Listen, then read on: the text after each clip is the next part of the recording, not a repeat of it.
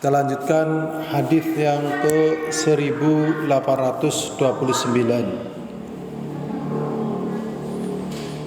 An Abi Hurairah radhiyallahu taala anhu qala Rasulullah sallallahu alaihi wasallam la taqumus sa'ah hatta yuqatilul muslimuna al-yahuda hatta yakhtabi al-yahudiyyu min wara'il hajar wasyajar fayaqulu al-hajaru wasyajaru ya muslimu hadha yahudiyyu khalfi ta'ala faqtulhu ila al-gharqad fa innahu min syajaril yahudi. Muttafaqun alaih. Rasulullah SAW mengatakan tidak akan terjadi hari kiamat. La taqumus sa'ah hatta yuqatilal muslimun al-yahuda, sampai kaum muslimin berperang dengan Yahudi. Jadi tanda-tanda akhir zaman ini terjadi pertempuran antara kaum muslimin dengan Yahudi. Ya. Hatta yakhtabi al-yahudiyyu, sampai orang Yahudi bersembunyi. Mi wara'il hajar, di belakang batu. Berarti singkat pembahasan, pertempuran ini ternyata dimenangkan oleh orang beriman dengan pertolongan Allah. Orang Yahudi padahal di masa kita ini betul-betul jadi semacam rujukan. Ya, rujukan teknologi, rujukan ekonomi, ya, karena ekonominya sebagaimana yang dibahas, ya, persenjataannya juga sebagaimana yang dibahas. Tapi kenyataannya dalam hadis ini Yahudi ditakdirkan oleh Allah kalah ini, oleh orang beriman ini, sampai mereka lari bersembunyi di balik pohon, di balik batu.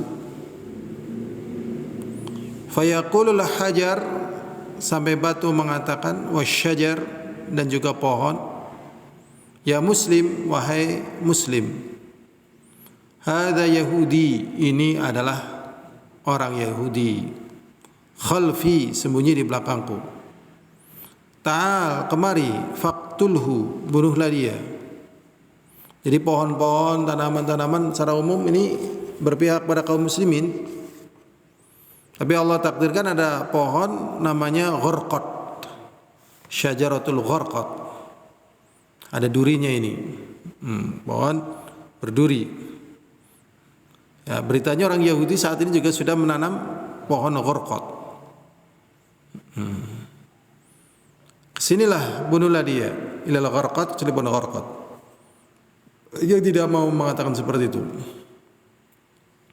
karena ia adalah fa innahu min syajaril yahud, sesungguhnya ini adalah pohon Yahudi. Jadi dalam hadis ini banyak hal yang bisa kita petik, diantaranya tanda kiamat kubro, terjadinya pertempuran antara kaum muslimin dengan Yahudi.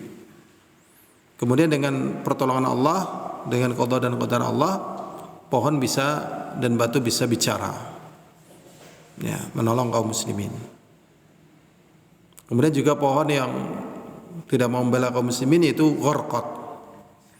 Ini namanya nubuwah, berita kenabian. Berikutnya hadis yang ke 1830. An Abi Hurairah radhiyallahu anhu qala Rasulullah sallallahu alaihi wasallam walladzi nafsi biyadihi.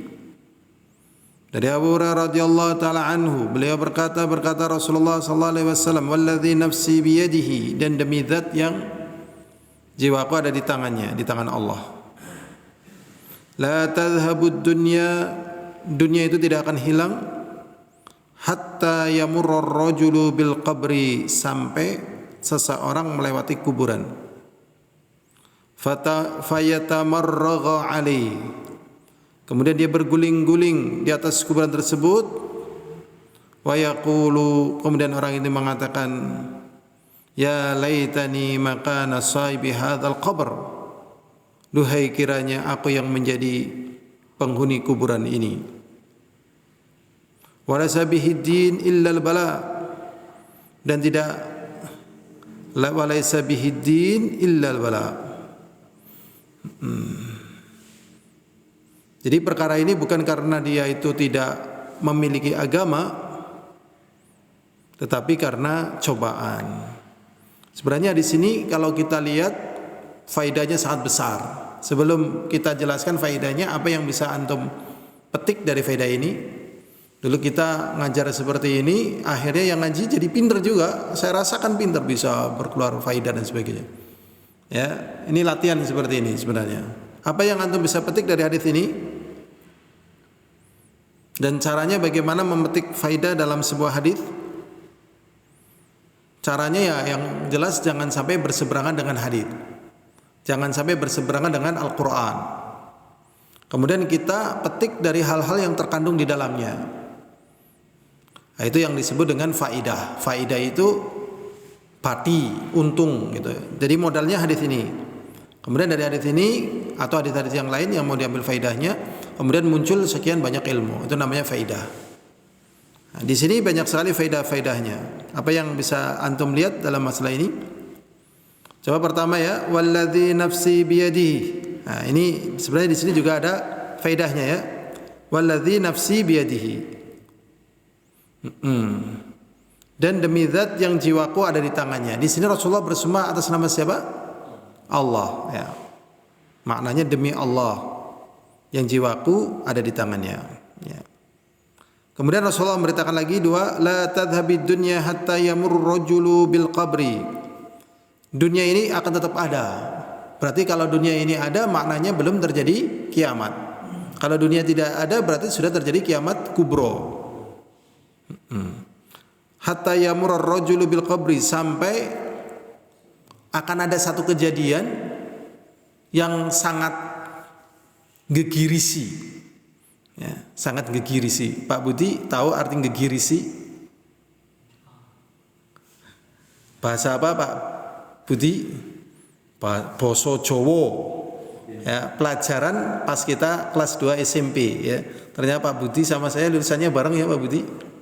SMA-nya duluan Pak Budi setahun, tapi sebenarnya satu angkatan. Ya dulu saya daftar SMP 3 tapi nggak masuk ke sana. Ya, karena jauh di SMP Sempor. Itu berarti lulusan 93 96 ya. 9 SMP-nya loh, 93 92, ah? 91 9 berapa?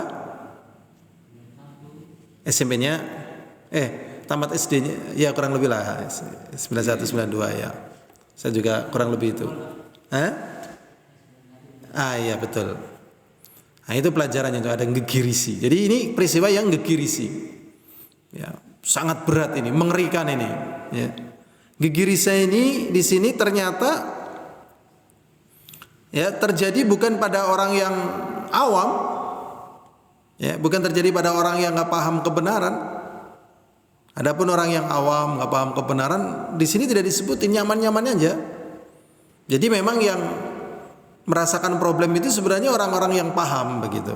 Ya makanya nggak bisa ngatakan, sudah tua kok cengeng nangis. Oh bukan begitu. Ya kadang tua nangis itu karena dia paham yang dihadapin. Ya. Atau kadang orang tua tertawa juga karena nggak paham tentang apa yang dihadapin. Jadi perkara yang dia pahami itu yang melatar belakangi seorang menangis, tertawa dan seterusnya. Ya, contohnya di sini nih, contohnya nih.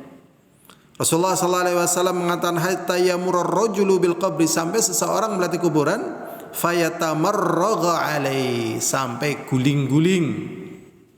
Ya, sampai apa? Guling-guling. Kenapa dia guling-guling di atas kuburan? Zahirnya kenapa kok dia diguling-guling di atas kuburan, enggak di atas kasur aja? Karena dia pingin mati. Kenapa dia pingin mati? Karena kematian secara umum lebih ringan daripada hidup. Jadi memang terkadang hidup lebih berat daripada kematian. Bagi siapa? Bagi orang yang beriman. Kalau bagi orang yang tidak beriman atau tidak tahu, kematian lebih berat. Walaupun kadang dia juga ingin mati karena menganggap hidupnya berat. Kadang dia tidak ingin mati karena hidupnya terasa kurang bahagia. Maksudnya kebahagiaannya terasa ingin lebih panjang gitu. Kurang bahagia di sini maksudnya. Nah, ini kembalikan persepsi. Tapi di sini dia beriman, bertakwa, berilmu, ingin mati. Karena dia paham kematian baginya lebih ringan berdasarkan ilmu dan keyakinannya daripada dia hidup. Sehingga dia ingin mati. Kemudian pertanyaan berikutnya, dalam keadaan suasana berat, ingin mati, apakah dia bunuh diri?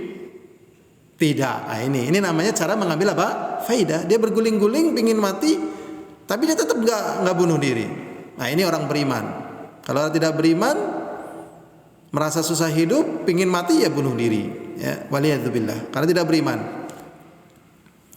Fayatamarraqa alaihi, dia berguling-guling, fayaqul, kemudian orang ini kata Rasulullah berguling-guling pengen mati tadi, ya laitani makana sahibi hadzal qabr, duhai kiranya aku menjadi penghuni kubur ini. Ini tadi yang kita katakan dia ingin mati karena ingin menjadi penghuni kubur. Berarti dalam keadaan tertentu menjadi penghuni kubur lebih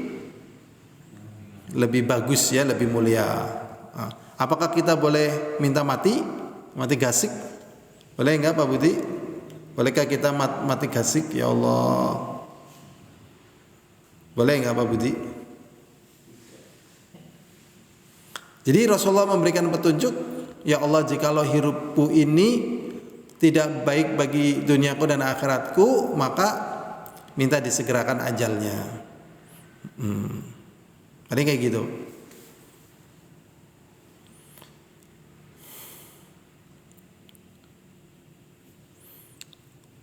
Kemudian Rasulullah SAW mengatakan sabihi ad-din illa al-bala. Kemudian beliau mengatakan tidak ada dalam perkara agama ini ya kecuali apa? Bala, petaka. Jadi adanya apa? Petaka. Ya, bala, petaka, fitnah ya. Ketika di sini artinya fitnah, dajjal, ya.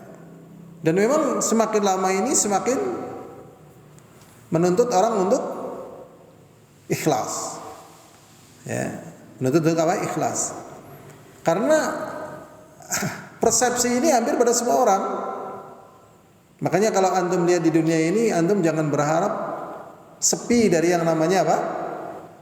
Fitnah, mesti terus fitnah, nggak pernah berhenti, berkecamuk terus, ya, berkecamuk terus, gantian aja, ya, yang dapat gilir nanti. Ini hadis yang ke 1830, ya. Berikutnya hadis yang ke 1831. An Abi Hurairah radhiyallahu anhu qala qala Rasulullah sallallahu alaihi wasallam la taqumu as-sa'a hatta yakhsira al-furatu an jabal min dhahabin yuqtalu alayhi fayuqtalu min kulli ma'ati 99 fayaqulu kullu rajul minhum la'alli an akuna ana anju yushiku ay yakhsira al-furatu an kanzin min dhahab faman hadaru fala ya'khudhu minhu syai'a. Di sini diriwayatkan dari Abu Hurairah radhiyallahu anhu, Rasulullah sallallahu alaihi wasallam berkata, tidak akan terjadi hari kiamat hatta yakhsirul furatu an jabal min dhahab yuqtalu alaihi. Jadi tidak akan terjadi kiamat sampai ya, di sini disebutkan sampai ya sungai Efrat hilang airnya.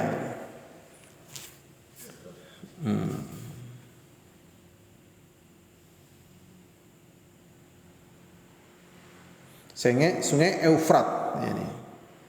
Dan sekarang mulai terjadi pendangkalan airnya ya, mulai dangkal.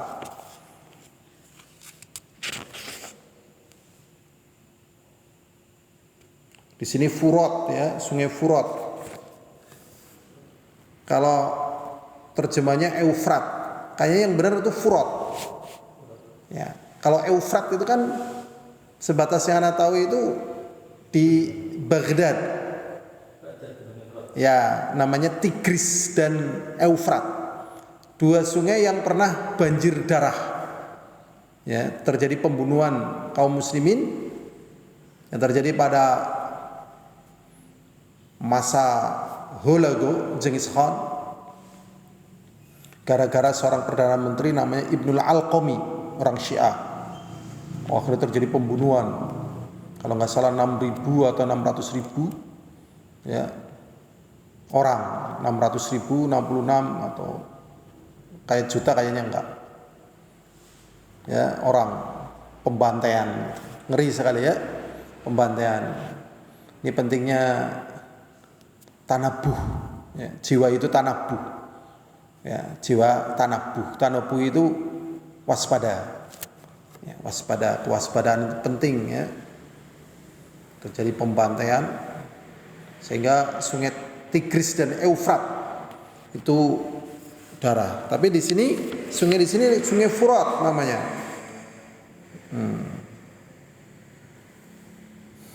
Jadi sat ya, anjabal min dzab yuqtalu alaihi. Jadi tapi di sini airnya hilang ya. Menyingkap gunung emas. Ternyata di bawah sungai ini ada gunung emasnya. Kemudian manusia berperang karena ingin berebut emas. Kemudian dari 100 orang yang terbunuh 99, jadi hampir semuanya mati. Ya. Semua 100 orang yang mati berapa? 99. Jadi memang untuk selamat itu tidak mesti harus berburu peluang. Ini kan kayak peluang ya kan? Antum masih ingat orang Yahudi yang dijadikan kera dan babi? Jadikan kera? Kan waktu itu kan ya dilarang cari ikan karena pas hari ibadah hari Sabtu. Tapi sebelum hari Sabtu itu kan ikan gak keluar. Pas lagi mau ibadah justru ikan keluar. Nah, mereka melanggar perjanjian. Akhirnya dijadikan apa? Kera. Ya, kera. Jadi memang kadang peluang itu tidak membawa kemenangan, tapi membawa apa? Kehancuran. Berarti peluang itu tetap harus apa? Harus apa? Peluang itu harus apa? Harus dengan ridha Allah Subhanahu wa taala. Buktinya udah banyak. Ini contohnya di sini nih.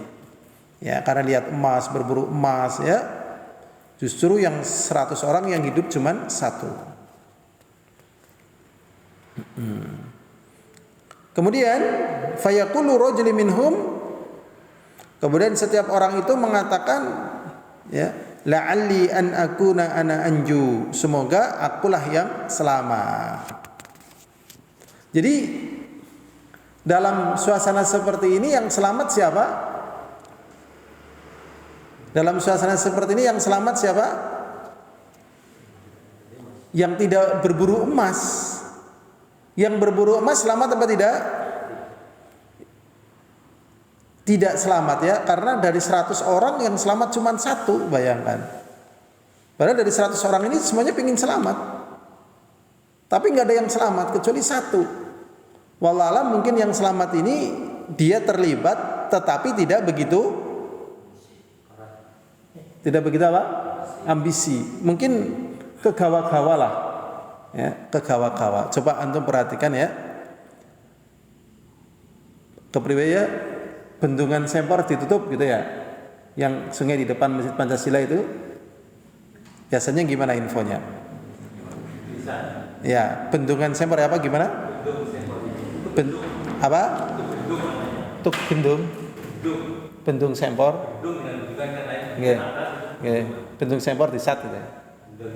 Tatkala tersebar berita bendung Sempor itu di Sat, itu semua orang dengan semangatnya mencari ikan. Bukan karena ingin menjualnya, tapi rasa bahagia dan rasa berburunya itu yang menjadikan mereka itu bisa jadi lupa sholat. Nah, ada orang yang nggak ingin mencari ikan, tapi karena lingkungan hampir semuanya mencari, akhirnya dia ikut mencari. Tapi karena dia nggak begitu ingin, nggak begitu ambisi, dia di atas, dia cuma lihat gitu ya, dan dia ikut-ikutan, cuma terbawa ke lingkungan. Nah, ini yang selamat. Kayak gitu gambarannya. Ya, semoga Allah selamatkan ya. Itu gambarannya. Mau kasih gambaran lagi? Satu lagi. Pak Budi masih ingat peristiwa kerja Romusa, Pak Budi? Kerja paksa Romusa. Dulu kisahnya begini, Pak Budi. Jadi ada penawaran. Kalau mau ikut dapat bulgur. Bulgur itu ya beras jagung ya. Beras. Ya bulgur itu. Lah di saat itu memang paceklik. Ini ternyata yang ikut jadi promo.